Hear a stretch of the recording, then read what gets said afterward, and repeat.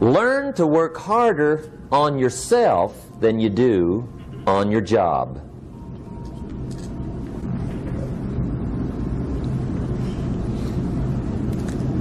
Then Mr. Schoaf gave me probably one of the most important clues among so many things he taught me, but this was in those early days. Mr. Schoaf was very kind, but he was also very abrupt. And he had these interesting questions to ask. I'm giving him a little rundown one day on how things hadn't worked out for me. He said, Mr. Rohn, I've got the answer for you if you will listen carefully. And listen carefully I did that day and for the next 5 years. If somebody's wealthy and happy, you gotta listen. He said, Jim, I've only known you a short time. But he said, it's already my honest opinion that for things to change for you, you've got to change. That wasn't quite the answer I was looking for.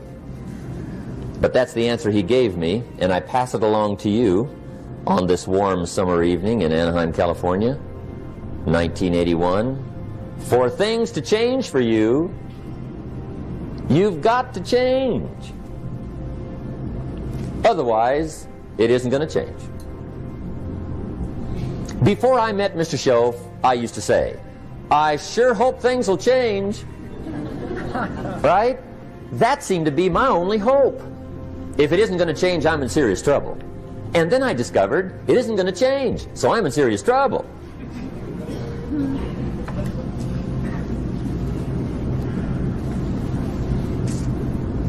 See, I can tell you what the 80s are going to be like. You have dropped into the right place. I did a seminar one time for Standard Oil executives and management in Honolulu. And we're having a conference one day on this big conference table. And one of them said to me, Mr. Rohn, you know some fairly important people halfway around the world. What do you think the 80s are going to be like? I said, gentlemen, I do know the right people. I can tell you. So they all listened very carefully. And I said, gentlemen, based on my wide experience, I can really honestly say to you, in my opinion, in the 80s, it's going to be about like it's always been. Aren't you glad you came? That's inside. I don't pass that around just everywhere. Now, of course, I said that to make a point, but I also said it because it's accurate. It's going to be about like it's always been. It isn't going to change. The tide comes in and then what? It goes out. For 6,500 years that we know of, recorded history, and probably long before that. So it is not going to change. It gets light and then what? It turns dark. 6,500 years. See, it's not likely to change. And we're not to be startled by that. And if the sun goes down, the guy says, what's happened, what's happened? It means he hasn't been here long, I guess, right? It always goes down about this time. The guy says, well, I don't like that arrangement. Well, you got to talk to somebody besides me, right? It gets light, then it turns dark. In rotation, the next season after fall is what? Winter. Pray tell, how often does winter follow fall? Every year regularly for the last 6,500 that we know of. See, it is not going to change. Now, some winters are long, and some are short, and some are hard, and some are easy, but they always come right after falls. It isn't going to change.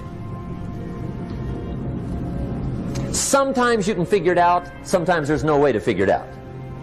Sometimes it goes well, sometimes it gets in a knot. Sometimes it sails along, sometimes it gets in reverse. See, that's not going to change. The last 6,000 years reads like this: opportunity mixed with difficulty. That's how it reads. It isn't going to change. The man says, well, if it isn't going to change, how will my life ever change? Answer, when you change. And whether I'm talking to high school kids or business executives, my message is always the same. And it goes like this: the only way it gets better for you is when you get better.